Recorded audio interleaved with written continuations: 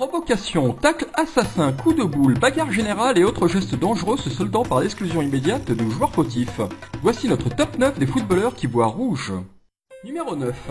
La Croatie affronte le Cameroun lors de la Coupe du Monde au Brésil, lorsqu'à la 40e minute, Alex Song va de manière assez inexplicable poignarder Mario Mandzukic d'un violent coup de coude dans le dos, alors que celui-ci n'a même pas le ballon. Ce terrible geste entraînera son expulsion immédiate et déstabilisera complètement son équipe qui perdra la rencontre 4-0. Bien qu'il ait aussi perçu la prime de 60 millions CFA promise à chaque joueur, la toile s'est vite emparée de l'image pour ridiculiser le milieu de terrain barcelonais de l'époque. En numéro 8. Au cours du match amical opposant l'Équateur à l'Angleterre, Raheem Sterling de Liverpool et Antonio Valencia de Manchester ont fait honneur à la rivalité qui anime leurs clubs respectifs. La star équatorienne n'a pas supporté le tacle appuyé du jeune Raheem Sterling qui l'a immédiatement pris à la gorge. Réaction à chaud normale mais interdite, il fait bien comprendre à Sterling que c'est la dernière fois qu'il le cisaille ainsi et est à deux doigts de lui balancer une droite. Mais là où le match aurait pu basculer dans la baston générale, c'est que Sterling ne bronche pas, sûrement conscient de la gravité de son attentat. L'arbitre de la rencontre a logiquement expulsé les deux.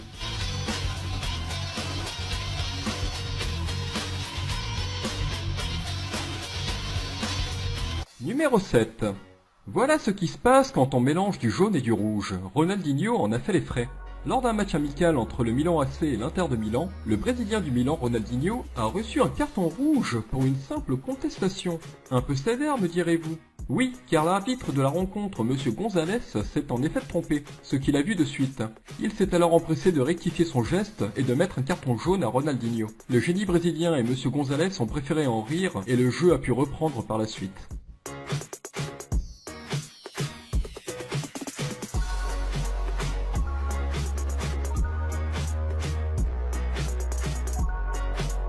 Ce carton rouge n'a rien d'extraordinaire en soi, mais il révèle les injustices du football.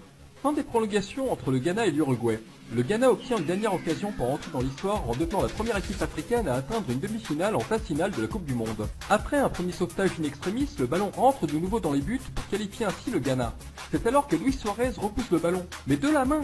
Le règlement du foot punit ce geste d'un penalty et d'un carton rouge. L'arbitre en effet ne peut pas accorder le but, qui n'aura injustement pas lieu lors du penalty.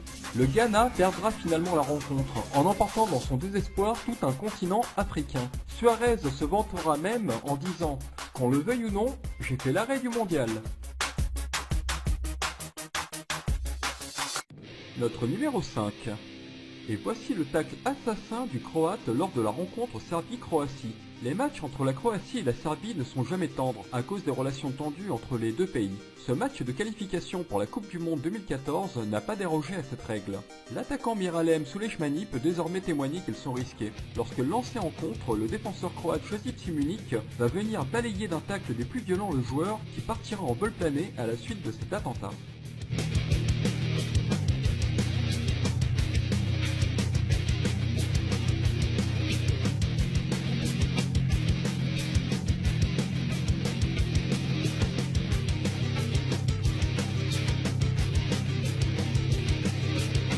Notre numéro 4 nous vient du championnat du Koweït.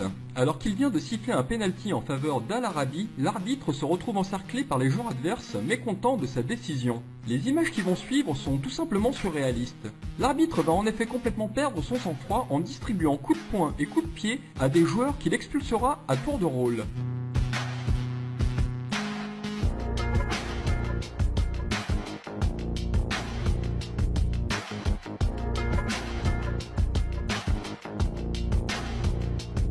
Le penalty inscrit, il subira un nouvel assaut, sur le coup d'envoi, lorsqu'un joueur lui balancera le ballon dessus. Résultat des courses, 4 cartons rouges en l'espace de 5 minutes. L'association des arbitres français pense sérieusement à recruter ce collègue pour régler les problèmes de discipline en Ligue 1. Et voici notre numéro 3, le coup de sang de Mexès. C'est le défenseur français de l'AC Milan, Philippe Mexès, qui après avoir été provoqué toute une partie du match, et suite à une faute en fin de partie, qui va venir étrangler son adversaire, le capitaine de la Lazio, avant de lui asséner un coup de poing dans les côtes. Image complètement hallucinante sur un terrain de football. Plusieurs coéquipiers sont venus pour calmer la conduite de bad boy de cet ancien international français. Aussi étonnant, malgré la nature violente de cette altercation, Mexès n'écopera que de 4 matchs de suspension.